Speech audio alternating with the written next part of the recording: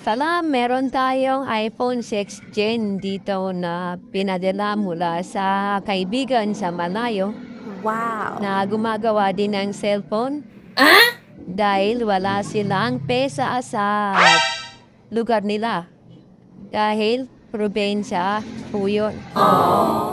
Kaya pinadala po nila dito sa atin dahil meron pong napipilian dito ng pesa ng touchscreen.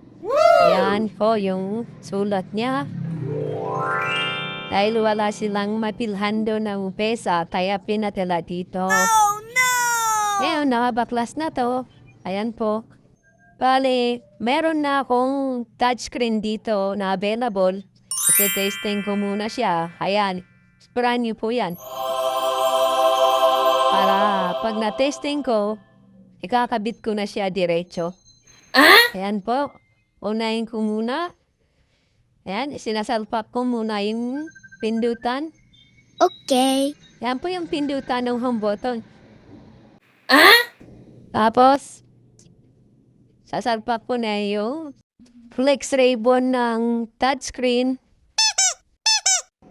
Tapos, yung LCD naman, yung ikakapit ko. Ayan po yung flex ribbon ng LCD. Ikakapit natin doon sa salpakan niya.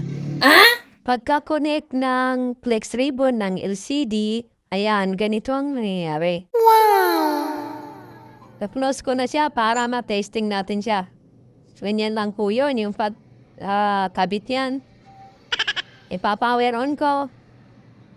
Ayan, press lang na press. Yun, nag-open na siya. Bale, ayan. Yung number lang po pipindutin ko. Okay. Hindi ko na i-open yung menu. Kasi para privacy na po. Kaya yung wallpaper, hindi ko na rin po pinakita yan. Ngayon, turn off ko na po siya. Bale, papaplasing ko ulit. Tatanggalin ko yung LCD muna. Ayan, tutuklapin na ng ganyan, tataas. Okay. Tapos yung touchscreen, tatanggalin din. What? Tutuklapin yung dalawa na yan. Yung flex ribbon din ng home button, nakasiksik lang dyan. Yon, tatanggalin.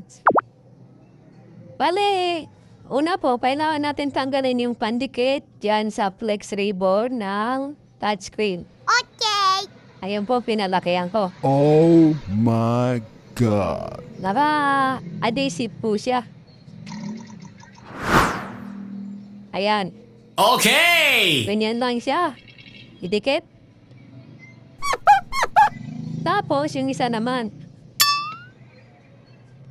Yan, tinanggal ko rin yung adhesive niya. Ayan po. Ganyan din yung pagdikit niyan. Bale, kailangan siguraduhin natin nakadikit ng maayos yan. Okay. Tapos, yung adhesive din ng touchscreen. Napapalibot yan sa touchscreen niyang pandikit niya.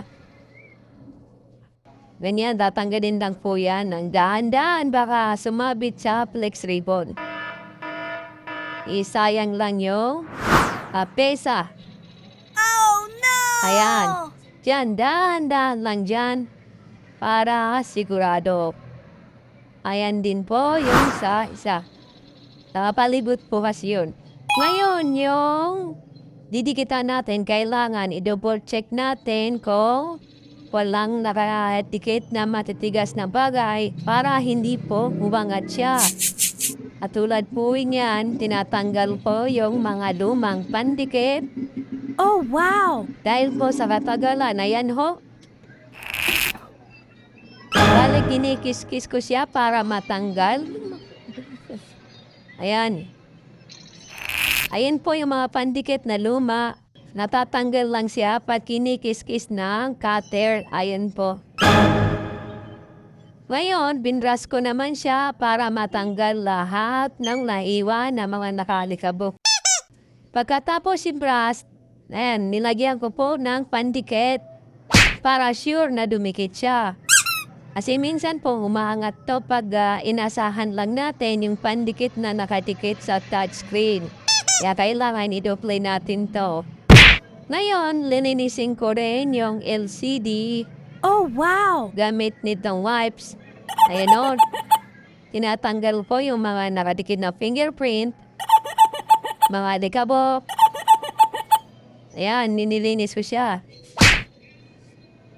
Tapos, bali yung Okay. touchscreen po nito ay pupwesto ko na. Pagkapwesto ko nito, dinikit ko na yung flex ribbon. Pati yung flex ribbon ng home button. Ayan po. Tingatan natin na huwag dumikit yung flex ribbon ng touchscreen dyan sa pandikit. Ayan po, kaya inayos ko po muna yung pwesto niya. Ayan. Tapos, yung LCD naman po, ayan, sasalpak ko na yung flex ribbon niya sa may board.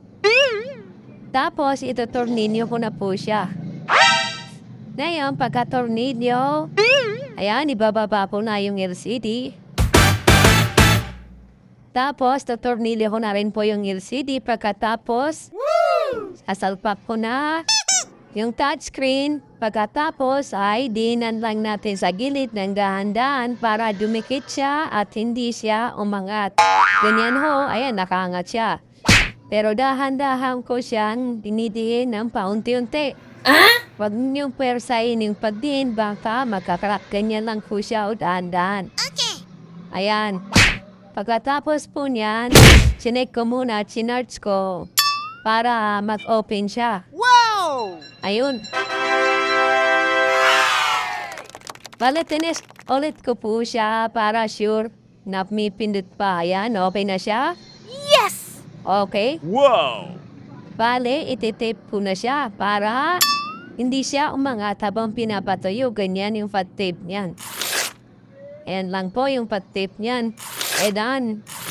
Dahan-dahan din yung pagkabit ng tape. Ayan, tapos na.